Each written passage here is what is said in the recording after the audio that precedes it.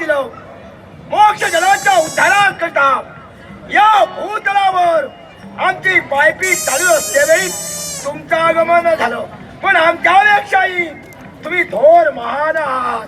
कारण देवताचं दैवी तत्व या विश्वारामाधीन राखण्यासाठी आणि या मोक्षाच्या उद्धाराकरता तुम्ही सुद्धा स्वर्ग मृत्यू मातात या दीनतेला तुमची भ्रमंती चालू असते.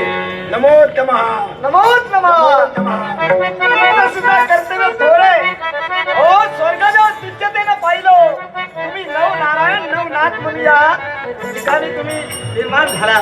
मला सांगावं तुम्ही दत्त भक्त आहात. समजा एखाद्या दत्त भक्तावर संकट आलं असेल काय देतो.